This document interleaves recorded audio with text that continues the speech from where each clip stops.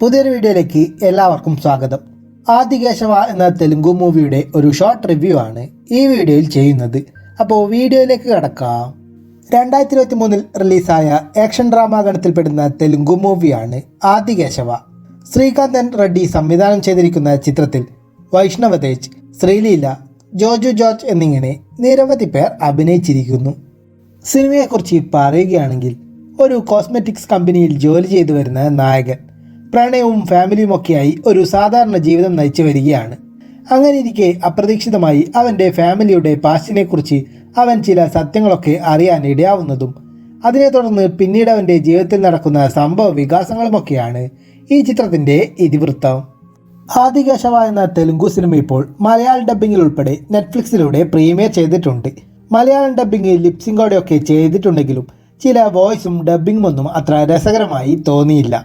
സിനിമയിൽ അഭിനയിച്ചവരെല്ലാം തന്നെ അവരുടേതായ കഥാപാത്രങ്ങളെ നന്നായി തന്നെ കൈകാര്യം ചെയ്തിരിക്കുന്നു. സിനിമയുടെ മേക്കിങ്ങും ടെക്നിക്കൽ വശങ്ങളും GV പ്രകാശ് ഒരുക്കിയിരിക്കുന്ന മ്യൂസിക്കുമൊക്കെ ഡീസൻ്റായി തന്നെ അനുഭവപ്പെട്ടു.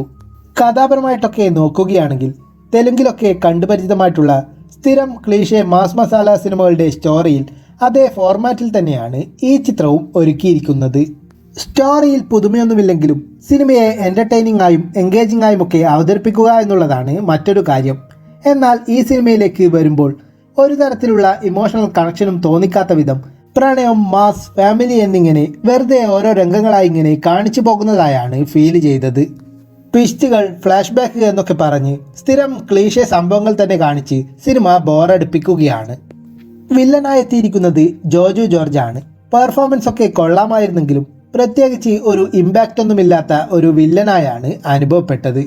സിനിമയുടെ ദൈർഘ്യം വരുന്നത് 2 മണിക്കൂറിനുള്ളിൽ മാത്രമാണ്. ഇത്രയും സംഭവങ്ങളെയൊക്കെ ഉൾക്കൊള്ളിച്ച് ഈ ഒരു സിനിമയെ അവർ 2 മണിക്കൂറിനുള്ളിൽ ഒതുക്കി എന്നുള്ളതാണ് ആകെ ഒരു ആശ്വാസം.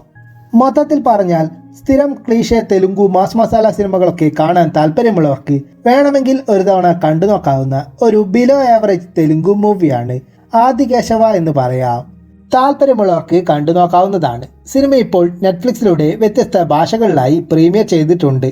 ഈ സിനിമ ഇതിനോടകം തന്നെ കണ്ടവരുണ്ടെങ്കിൽ സിനിമയെക്കുറിച്ചുള്ള നിങ്ങളുടെ അഭിപ്രായങ്ങൾ കമൻറ്റ് ചെയ്യൂ.